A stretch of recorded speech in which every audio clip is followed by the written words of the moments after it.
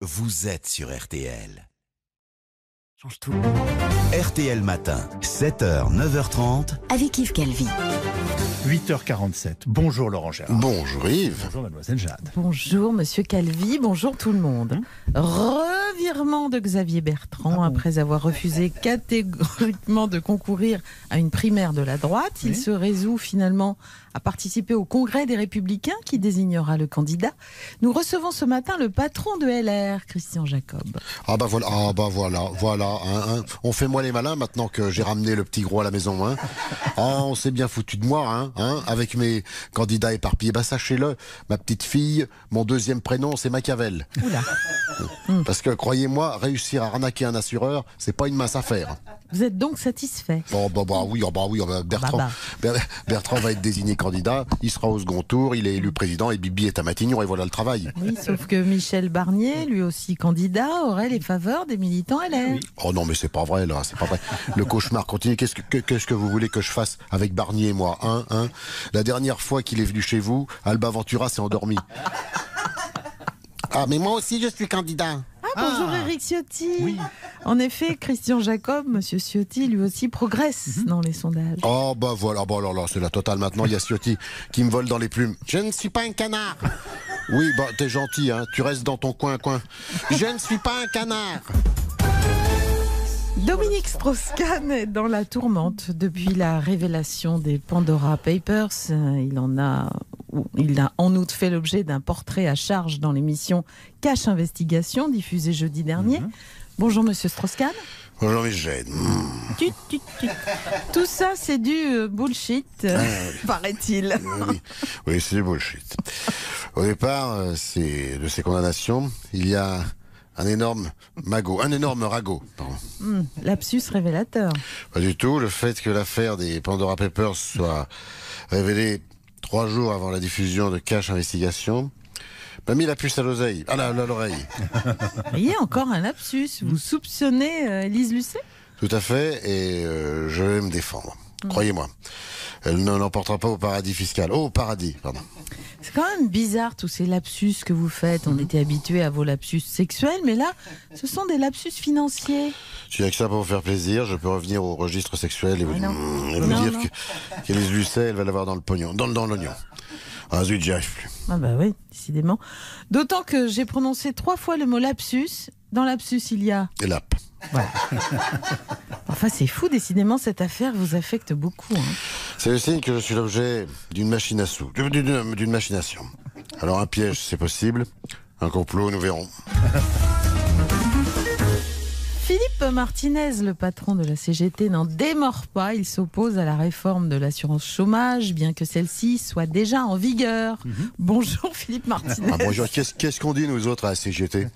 On dit que la réforme à Macron, on n'en veut pas et puis c'est tout. Bon, rappelons qu'avec cette réforme, une partie des jours non travaillés au cours des 24 derniers mois seront comptabilisés pour le calcul de l'indemnité, je l'ai bien dit, au lieu d'une division des salaires bruts des 12 derniers mois par le nombre de jours travaillés.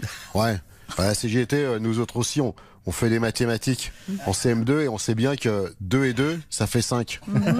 Alors, faut pas nous prendre pour des jambons. On a fait nos calculs.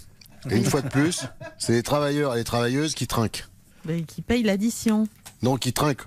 Qui trinquent au bistrot parce que ils n'ont pas d'emploi. Alors du coup, ils passent leur journée aux zingues et qu'il n'y a pas de raison que ça soit pas Macron qui leur paye leur coup de blanc ou leur coup de rouge d'ailleurs, ou jaune. Parce que nous autres à CGT, on n'est pas des racistes sur la couleur. D'accord. Qu'est-ce que vous proposez alors? On propose un grand retour à l'emploi dans un secteur d'avenir qui est écologique en plus. Oui, lequel? Manifestant à pied professionnel entre République et Nation. Eh ben, en effet. Vous vous opposez aussi à l'allongement de l'âge de la retraite. Certains parlent de 65 ou même 67 ans. Qu'est-ce qui va se passer dans les EHPAD? Les travailleurs, ils seront plus âgés que les pensionnaires. Du coup, aux Hespérides, c'est Robert qui changera la couche de Monique, son aide-soignante. C'est sûr que vu comme ça... Alors, qu'est-ce qu'on dit, nous autres, à la CGT? Qu'est-ce qu'on dit à la CGT?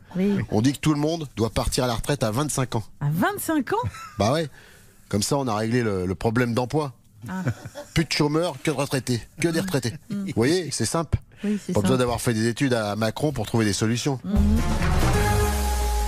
Du 9 au 17 octobre se tient, comme chaque automne, à Lyon, le festival Lumière. Nous sommes en direct avec un fidèle de ce prestigieux festival de cinéma, l'ancien maire de Lyon, Gérard Collomb, aujourd'hui conseiller municipal. Bonjour, monsieur Collomb. Alors, bonjour. Bonjour, vous m'entendez bien? Mais oui, très bien, mais il y a des bruits d'animaux autour de vous. Vous n'êtes pas à Lyon? Si, je voulais aller voir un film à l'UGC Confluence, mais je suis bloqué dans ma voiture par la transhumance. La transhumance à Lyon. Oui, c'est une initiative écologique soutenue par la ville de Lyon, qui n'en est pas une bonne idée près comme ça. C'est authentique. Hein. Il s'agit, je le dis, de créer des interactions entre les piétons et les moutons. Mais comme les moutons font entre 6 et 8 km par jour, forcément, ça n'avance pas. On sent que vous n'êtes pas très emballé par cette idée d'une transhumance urbaine. Pourtant, j'aimais bien les moutons. Surtout le gigot d'agneau et aussi les pieds de mouton en salade qu'on appelle les clapotons à Lyon. Mais qu'est-ce qui se passe près de vous là? Un automobiliste en colère ou quoi? Non, c'est la caravane de chameaux qui est passée au rouge. Une caravane de chameaux? Oui, c'est une nouvelle expérimentation de la sémillante et brillante mairie écologiste de Lyon. Oui. Les chameaux apportent le sel et les épices aux cantines municipales. Ça évite les camions. Ouais, là aussi, on vous sent un peu désabusé. Hein. Mais pas du tout. Mais je crois que je n'arriverai jamais à voir mon film. J'aurais dû prendre la navette fluviale tirée par des bœufs.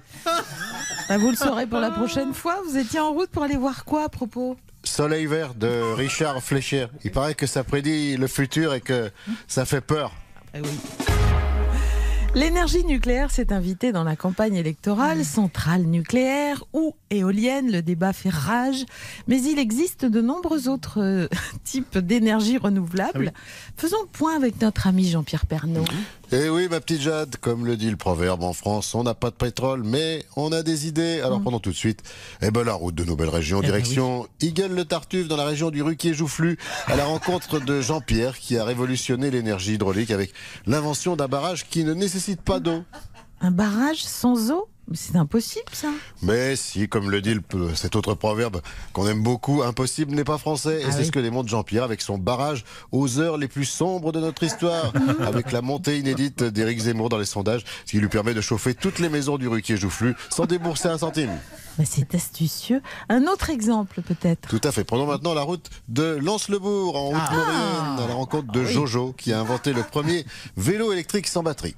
Un vélo électrique sans batterie. Mais comment est produite l'énergie? Tout simplement par sa femme, puisque le vélo électrique de Jojo est un vieux tandem sur lequel il a installé son épouse qui pédale pendant qu'il contemple les jolis paysages d'automne. Une idée pleine de bon sens dont devraient s'inspirer les start-upers de la capitale. Je me disais aussi. Mais notre tour d'horizon ne serait pas complet sans un détour par la Fistinière, où le maire d'hiver droite Jacques Chiasson, actuellement en campagne électorale, sillonne les routes de France dans son bus au jus d'oignon, un carburant 100% naturel récolté chaque soir. Oui, non, merci, ça ira, ça suffit, on n'a plus le temps, Jean-Pierre. Non, mais moi je voulais entendre Jackie. Ah ben non. Ah non, Jackie. Jackie, vous êtes là? Enfin, on me donne la parole, il n'y a pas comme M. Zemmour. Bah oui, alors écoutez, non, mais c'est important qu'on puisse vous entendre dans le débat actuel, monsieur Chiasson. C'est sûr. Vous allez m'entendre, Bon, tout va bien chez vous? Tout va bien.